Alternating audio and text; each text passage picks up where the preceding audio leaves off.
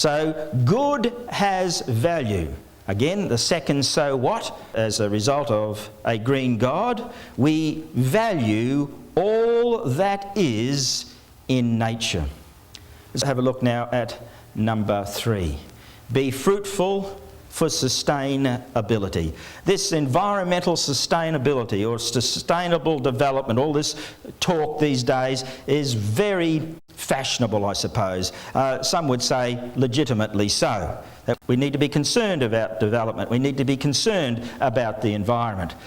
Here's a statement by Neil Fitzgerald, who said, "Sustainability is here to stay, or we may not be." And I suppose that's true in a way.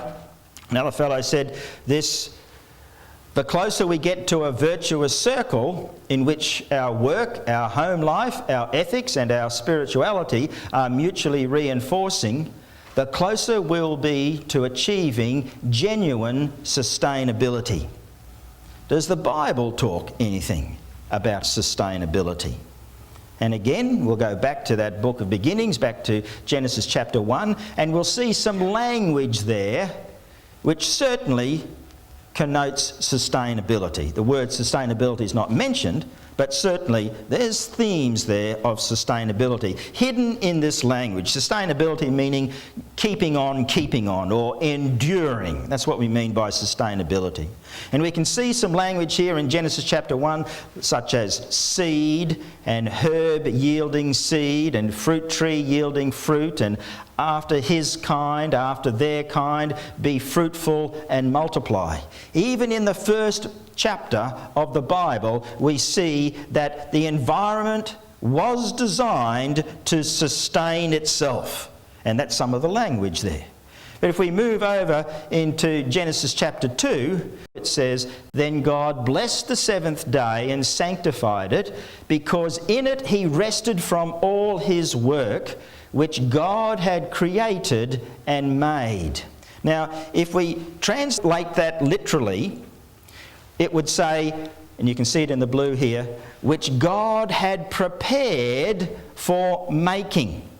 So that's what this orange statement here, which God had created and made, literally it translates, which God had prepared for making. In other words, prepared for continuing making of itself.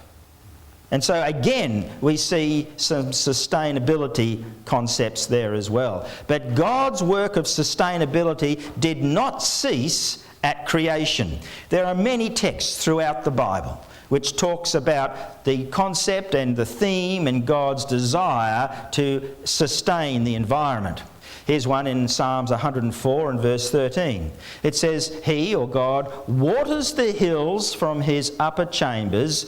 The earth is satisfied with the fruit of your works." So, addressing God, this writer is saying that the earth itself is satisfied, God, with your fruitful works, with what you do for it. In other words, you are sustaining it, Lord.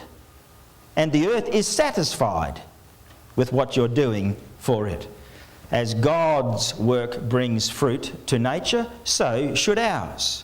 I suppose the ultimate of that might have been the sustainability that Noah did on behalf of the earth with all the creatures. There was going to be a flood of water, so Noah packed all the animals, or at least representatives of every species, into the ark and sailed off until the water went down again. At that stage, there's a flood of water on the earth, and Noah did the right thing and sustained the environment. Today, that's not going to happen ever again. However, there's a flood of people on the earth today. And we need to be careful that we're not usurping the sustainability of nature by dominating or monopolising certain areas. The Bible speaks about this in Isaiah chapter 5 and verse 8. We have a warning.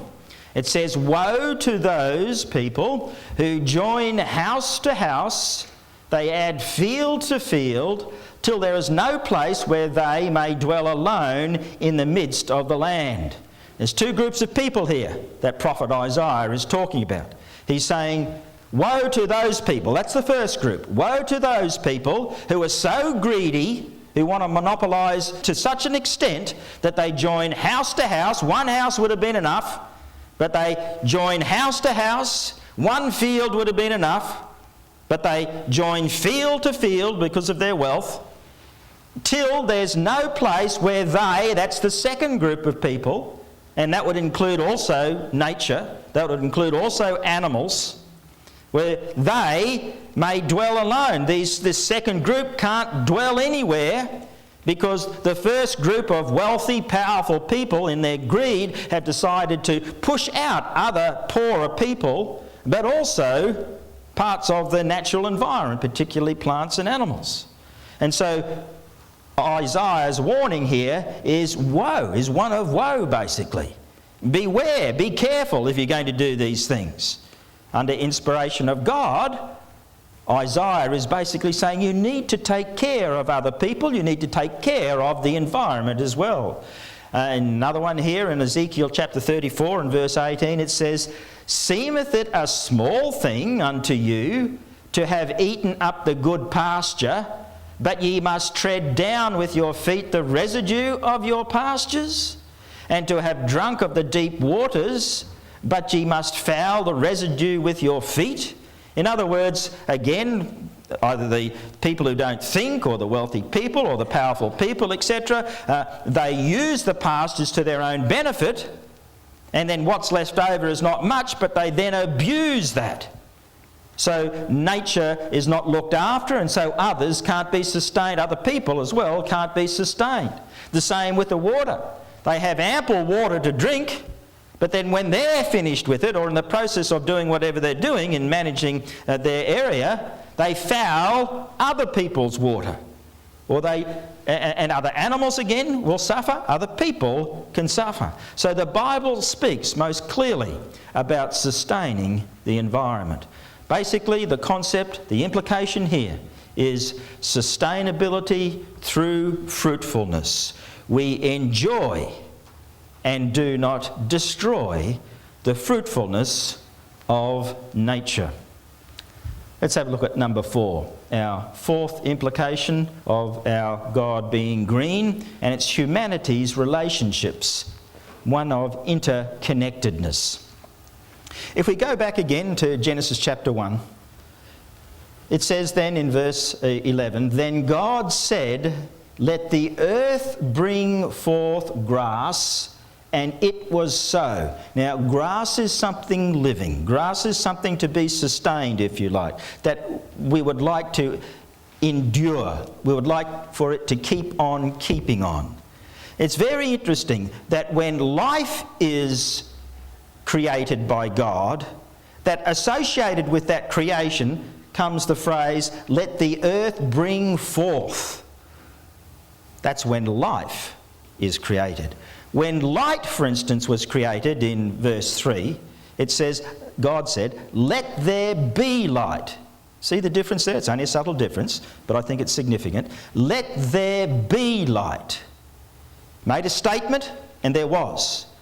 But there seems to be a connectedness here, because the grass is connected to the earth somewhat.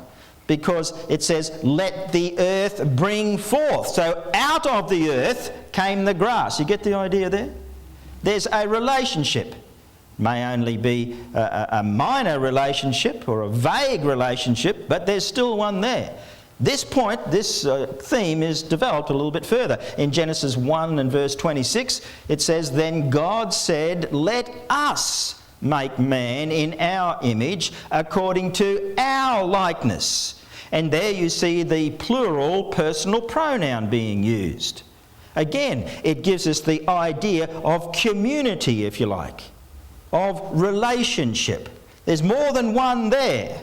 It's us it's referring to. This is verse 26.